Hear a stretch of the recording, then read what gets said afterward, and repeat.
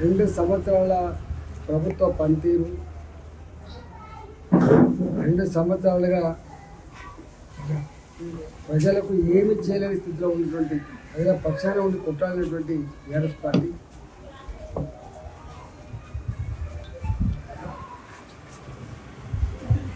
మరోవైపు ఎవరు చేస్తే బీజేపీ చేయగలనటువంటి విశ్వాసంతో ప్రజలు ఉన్న సందర్భం. టీఆర్ఎస్ పార్టీకి ఓటేస్తే తెలంగాణలో ఒరిగేది ఏమీ లేదు.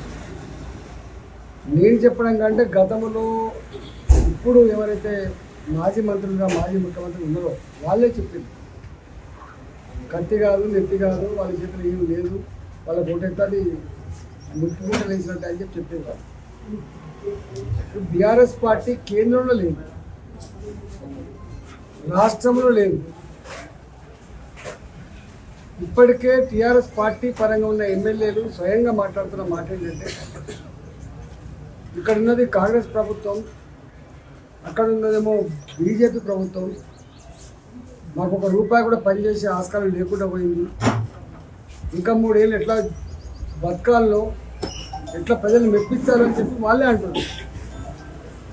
మరి గెలిచిన ఎమ్మెల్యేలకే ₹1 ఫండ్ లేకపోతే, ప్రజల సమస్యలు పరిష్కరించేటువంటి సత్తా లేనప్పుడు ఈ మున్సిపాలిటీ ఎన్నికల్లో గెలిపిస్తే ఏమరుగుతుంది? ఇప్పుడు ఎమ్మెల్యేలు అయితే, ఇప్పుడు బీఆర్ఎస్ పార్టీ ఎమ్మెల్యేలు ఏం మాట్లాడుతున్నారో రేపు బీఆర్ఎస్ కౌన్సిలర్లు కార్పొరేటర్లు కూడా మా చేతిలో ఏమి లేదు, మాకు ఇక్కడున్న ప్రభుత్వ సహకారం లేదు కాబట్టి మేము కౌన్సిలర్లు గెలిచిన కార్పొరేటర్లు గెలిచిన కార్పొరేషన్లు మున్సిపాలిటీలు గెలిచినప్పటికి కూడా ఇక్కడ ప్రభుత్వ సహకారం ఉండదు కాబట్టి 5 పైసల బిల్ల పనిచేసే ఆస్కారం లేదు కాబట్టి పట్టణ ప్రజానికం అంతా కూడా ఆలోచన చేసి మనకు ఎవరు పనిచేయగలుగుతారు, ఎవరు పట్టించుకునే ఆస్కారం ఉందో ఆలోచించమని చెప్పుకుంటున్నారు. ఇక కాంగ్రెస్ పార్టీ నేను అనే కంటే కూడా రేవంత్ రెడ్డి గారే ఒక 3-4 మాటలు మాట్లాడాడు. నేనేదో హామీలు ఇచ్చిన మాట వాస్తవమే, తెలంగాణ ఆర్థిక స్థితి బాగుందనుకున్నా, కేసీఆర్ దిగిపోతూ నాకు లంకె బిందెలతో అధికారాన్ని అప్పచెప్తారు అనుకున్నా, కానీ ఉత్త చిప్ప చేతికిచ్చిండు, 5 పైసల బిల్ల కూడా లేదు, జీతభత్యాలు కూడా ఇవ్వలేని పరిస్థితిలో ఉంది, అప్పులు తెచ్చుకుంటే తప్ప రాష్ట్రం నడవలేని స్థితిలో ఉందని చెప్పి ఆయన చెప్పిండు. నేను చెప్పండి, రేవంత్ రెడ్డి గారు చెప్పిండు. ఒకసారి మాట్లాడుతూ ఎంత అవమానకరంగా దిగాడు మాటలు మాట్లాడంటే ముఖ్యమంత్రి గారు రిజర్వ్ బ్యాంక్ ఆఫ్ ఇండియాకి అప్పుకు పోతుంటే బ్యాంకు దగ్గర చెప్పులు దాచుకుంటున్నారని చెప్పి మాట్లాడి, నేను మొట్టమొదటి ఆర్థిక మంత్రిని రాష్ట్రానికి తెలంగాణ ఆర్థిక స్థితి ఏందో, తెలంగాణ పన్నుల విషయంలో ఎంత ప్రోగ్రెసివ్గా ఉంటుందో, ఎంత పాజిటివ్గా ఉంటుందో, తెలంగాణ జిఎస్డిపి ఎంత గొప్పగా ఉంటుందో నాకు తెలుసు. అలాంటి తెలంగాణ పట్టుకొని ఇవాళ రిజర్వ్ బ్యాంక్ ఆఫ్ ఇండియాకు అప్పుకు పోతే చెప్పులు దాచుకుంటున్నారని చెప్పేటువంటి అవమానకరమైన మాట మాట్లాడిన వ్యక్తి స్వయంగా రేవంత్ రెడ్డి ముఖ్యమంత్రి గారు. మళ్ళొకసారి మాకు ఈ సమస్య పరిష్కారం చేయి, ఆ సమస్య పరిష్కారం చేయి, ఈ హామీ ఇచ్చినావు దీన్ని పరిష్కరించమని చెప్పి కోరితే నన్ను కోసిన 5 పైసల బిల్ల లేదని చెప్పిన వ్యక్తి కూడా రేవంత్ రెడ్డి గారు.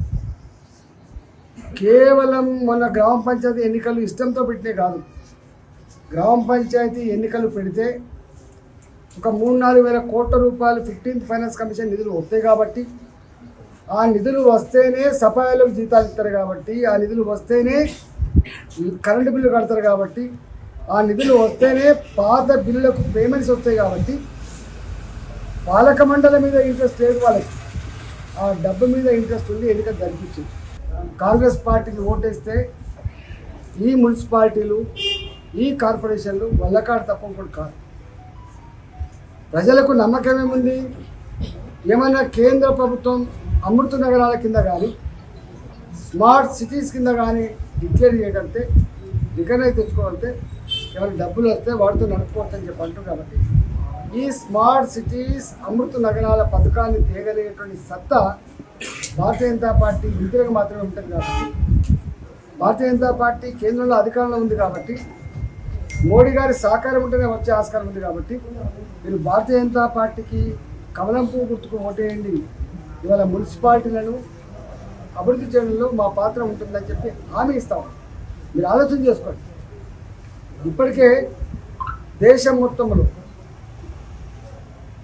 12 సంవత్సరాల తర్వాత కూడా ప్రజాభిప్రాయానికి పోతే దేశమంతా కూడా కోరుతుంది మళ్ళీ మోడీ గారి ప్రభుత్వమే రావాలి. స్కాములు లేని అప్పుల ఊబిలో కూరుకపోకుండా ఉండాలంటే, భారతదేశ కీర్తి ప్రతిష్ట ప్రపంచ చిత్రపటం మీద ఆవిష్కరించబడాలంటే, ఈ దేశం సురక్షితంగా సుభిక్షంగా ఉండాలంటే మోడీ గారే మళ్ళీ ప్రధానమంత్రి కావాలని చెప్పి మనం రోజు టీవీలలో పేపర్లలో ఇవాళ వాళ్ళ సర్వేలలో కనపడుతూ ఉంటే, దేశమంతా మోడీ గాలి వీస్తూ ఉంటే, భారతీయ జనతా పార్టీ ముందుకు దూసుకుపోతూ ఉంటే, ఇవాళ తెలంగాణలో ఒక అవకాశం ఇస్తే ఎట్లా అభివృద్ధి జరుగుతుందో చేసి చూపిస్తామని చెప్పి ఈ సందర్భంగా మేము మనం చేస్తా ఉన్నాం. ఇవాళ మున్సిపాలిటీ ఎన్నికలలో కమలం పువ్వు గుర్తును భారతీయ జనతా పార్టీ అభ్యర్థి గెలిపించాలని చెప్పి నేను కోరుతున్నాను.